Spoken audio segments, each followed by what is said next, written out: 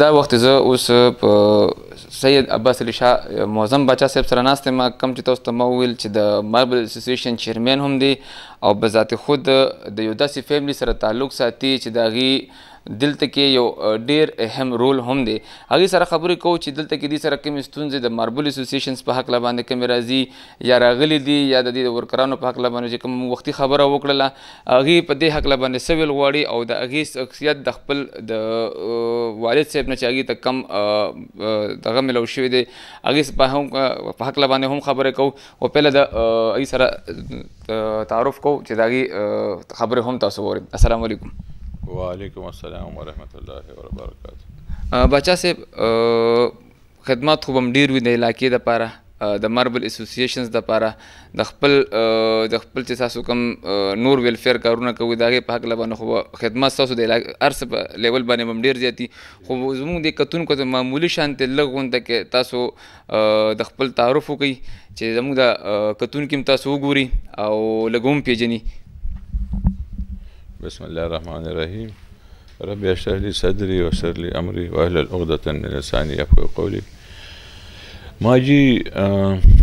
خپل ځواني چې څه ته وایي 19 سال ایج کې زه تللی وم امریکا ته او بیا په 2006 کې ما واپسي شوې وه. نو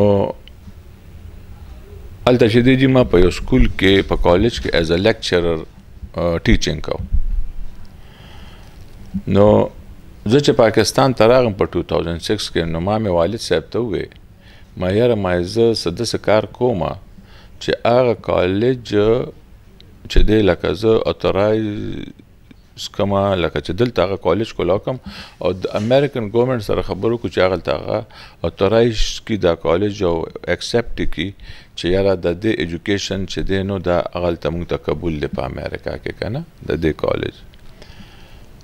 والد صاحب مې ماته وویل ما ته نه بچې زموږ دشمنی دی موږ دا نه شو کولی که نه زه یې منې کړم ما ښه. بیا یو بل بزنس دغسې ما وخولو چې کوم زما په خیال د فایدې و. نو ما ته وویل نه بچې موږ دا نه شو کولی. نو ما ورته ویل ما یاره جي زه خو به څه کومه نو ما زه خو هسې نه شم کېناستی که نه مطلب څه کار روزګار څه خو به کول پکار وي. نو ما ته ویل دا زه چې څه کوم دغه ته هم کوه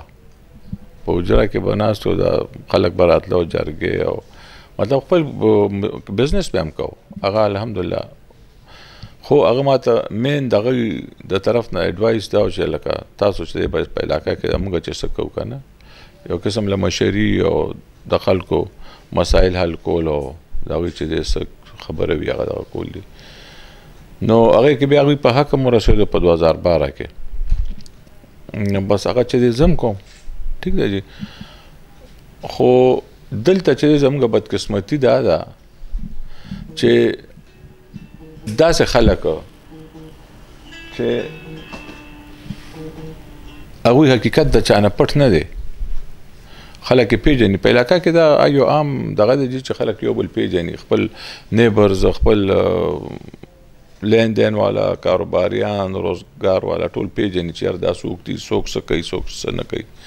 څوک زمینداری کوي څوک بزنس کوي څوک مزدوري کوي څوک څه کوي. نو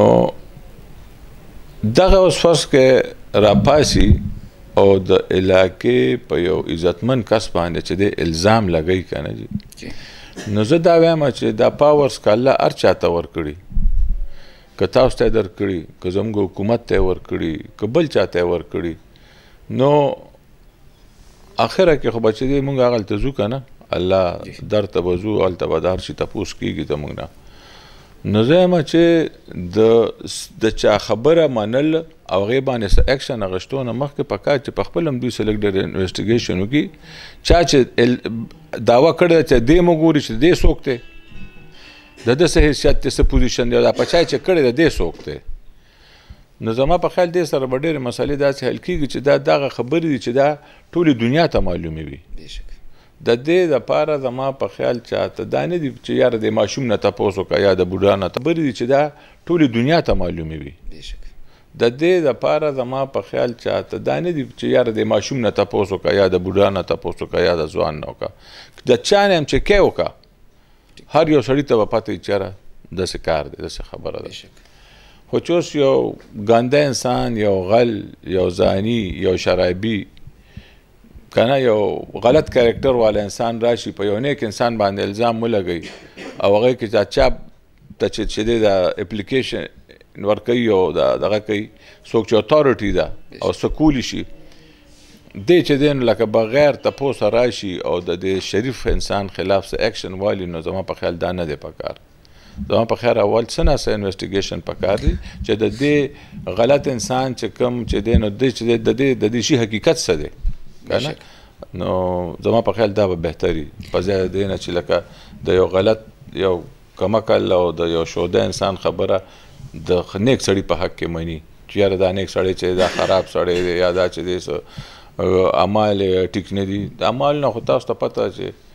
ټوله دنیا د یو بل نه خبرېږي، څه پټ نه پاتې کېږي. که شرابي وي نو خلک وایي دا شرابي دی، که چرسي وي خلک وایي چرسي دی، که څه بل څه عمل وي پکې هغه هم پکې خلکو ته پته لګي ښکاره وي که نه. نو زما په خیال دا ماته چې دی زما په دې وخت کې د کوم وخت چې موږ تاسو یو نو دی کې چې ماته دا یو قسم له کمزورتیا ښکاري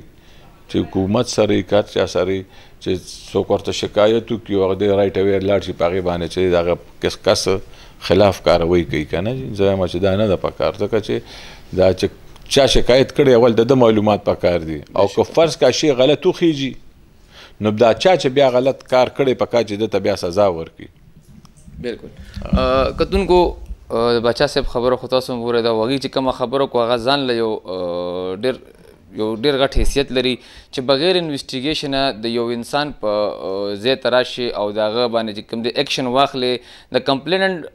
تصدیق نه کېږي چې کمپلیننټ په کم حیثیت سره دی او هغه دا کمپلینټ ولې کوي د داسې انسان په حقله باندې یا د هغې د شخصیت نه هغه چې کوم دی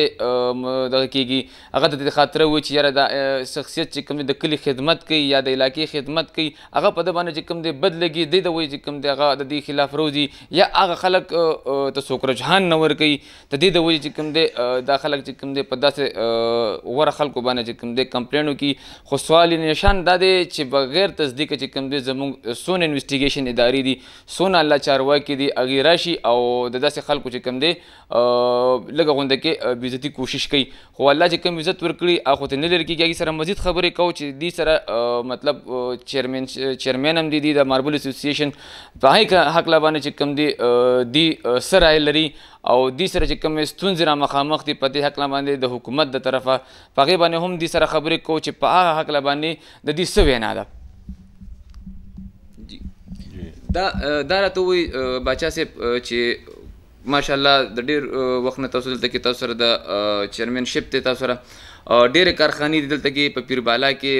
او بلکې د خیبر پښتونخوا ډېرې د ماربل اسوسیشن چې تاسو چیرمین یې نو په دغه هکله باندې حکومت تر اوسه پورې تاسو سره څه داسې اقدامات کړي دي یا مطلب څه داسې تاسو ته چې کوم دی فیسیلیټیز درکړي دي یا څه حکومت نه تاسو فیسیلیټیز کوشش دا ولرئ چې یاره دا زموږ د ماربل فیکټریانو ته یا د ورکرانو ته یا بذات خود چې د کم بورډ دی هغې طرفه تاسو ته میلو شي. منګه جي د کومه دنیا کې چې اوسېږو که نه جي نو ما امریکا ته د پاکستان نه یو 2 کنټینر د ماربل وړي. زمونږ الحمدلله ماربل چې دی په ټوله دنیا کې په ټاپ دی. د دې کمپټیشن دې سره مقابله څوک نشي کولی ځکه چې ما د ټولې دنیا ماربل وکته هلته په امریکا کې ځکه چې هغه بس یو مارکیټ دی د ټولې دنیا هلته هر سړی راځي او دغه روړي. نو یو خو زمونږ په شانتې کوالټي او کلرس چا سره نشته په ټوله دنیا کې. بل دا دی چې دغه دی پیور ماربل دی کوالټي وایز هم په ټاپ دی هر څه ټیک ټاک دی. خو ما هلته تقریبا 2 کاله دا مال په یو شوروم کې کېښو په امریکا کې. خلک به راکاته خوښېده بیا خو چې پته به ورته لګېده چې پاکستان دی نو بیا به اډر نه ورکوم. نو ما تپوس وکړو دا ولې نو هغوی وایي تاسو اډر پوره کولی نه شئ آن ټایم. مونږ خو چې 40,000 50,000 فوټ اډر مال پکاري هغه چې مونږ ورکو هغه تاسو بیا نه شئ پوره کولی نو بیا اډو کول نه دي پکار. خیر دی هغه مال چې دی هغه خو ما هغلته څوک کسانو هغوی کورونه جوړول هغوی ته م ورکړه. خو دا ده چې لکه دا زمونږ د ملک یو قسم له کمزورتیا ده چې لکه الله ور باندې رحم کړی دی ډېر څه ورته د خپل در نه ورکړي دي خو مونږ چې دی اوس د هغې په طریقې کار او په دغه باندې نه پوهېږو چې مونږ چې دی د هغې نه فایدې والو که نه اوس هم الحمدلله په دې سخت کالم د ماربلو نه چې څومره ټیکسز په مد کې کم پیسې حکومت ته جنریټ شوي دي که نه نو هغه بل په یو بزنس هم نه دي کړي صرف ماربلو دومره پیسې کړي دي په اربونو په کربونو په ټیکسز مد کې نو که هر کله دویم چې د یو بزنس ته که هر چاته وي څه فایده وي نو پکار چې هغې بیا لږ خیال هم وساتي هغه خیال دلته په پاکستان کې نه ساتلی کېږي زمونږ د دې قابل نیو نن چې مونږ بهر دنیا سره کمپیټیشن وکړو کمپیټ کو مونږ نشو کولی ځکه چې لکه ګورمنټ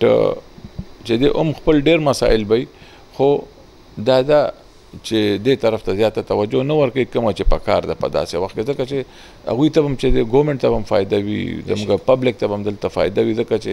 دلته زموږ تقریبا 350 کارخانې دي چې دلته په دې ورسک روډ علاقه کې ایریا کې او دې کې کم از کم 16 نه 18,000 کسان په مزدوري کوي او دغه چې دا ټول خوشحاله دي په آرام دي عمده کارخانې که نن بل ځای ته لاړې نو دا لیبر خو نشي تللی نو دا خلک به بیا چې دلته شوکې ډاکې او غلط کارونه کوي صحیح ده جي نو چې دی الله دی د دنیا د جهانونو او د آخره کې دین اسلام چې دی دا د حضرت محمد صلی الله علیه وسلم په لاس را لېږلی دی او دا د مشرع دپاره او د لیډرشپ دپاره را لېږلی دی چې مونږ تاسو به خلکو ته لارې ښیو نه چې مونږ ځکه او چې څوک په ټیکه روان وي نو هغه ټیک والا به د غلطو والا ته لاره ښیي چې یاره تاسو دا غلط کارونه مه کوئ د ټیک طرف ته راشئ ټیک شوی جي که ستاسو نن ساینس دی که ټیکنالوژي ده که تاسو هسټري وکتئ نو د دې شروعات مسلمان کړي دي او مسلمان د اسلام باندې عمل کړی دی نو ځکه یې کړي دي الحمدلله هغه قرآن اوس هم شته او د هغې وعده الله کړې ده چې دا به تر قیامته پورې زما ذمواري وي چې دې کې به څوک چینجز نشي راوستی قرآن شته مونږ باندې هغې باندې ځان پیول پکار دی او په هغې باندې عمل کول پکار دی نو انشاءالله تعالی دا زه نه وایم چې دا به مونږ کې څه کمالي یا په خلکو کې دا د الله دین دی او الله به زمونږ مدد کوي او الله به مونږ ته لارې ښیي ډېرې خولي دي په قرآن کې او که څه نو خولي هغه به مونږ ته ښیي که ښیي انشاءالله خو چې مونږ د مالک او خالق په لاره باندې روان شو نو مونږ به د دې ټولې دنیا د کوم مقصد دپاره چې الله دا دین پیدا کړی دی دا دنیا پیدا کړې ده نو الحمدلله هغه به هم چې دی وشي پوره به شي او الله تعالی فرمایي زما سنت نه بدلیږي نو د الله سنت چې دی د صحیح خلکو د صحیح کار چې دی مدد دی او امداد دی او هغوی ته عزت او کامیابی ورکول دي خو بس ټول کمې په مونږ کې دی مونږ پکار چې خپل طرف نه کوشش وکړو چې دا کمې د ځان نه وباسو او په هغې عمل شروع کړو نو هر څه به الله ټیک کړي انشاءالله ډېره ډېره مهرباني د ټایم راکولو یو جهان مننه کو کتونکو تر دا هم پورې خپل انکار میا امیر منور سره د خپل کیمرامین بلال سره اجازت ورکوي د بل ځله به انشاءالله د نوي پروګرام سره ستاسو په خدمت کې حاضرېږو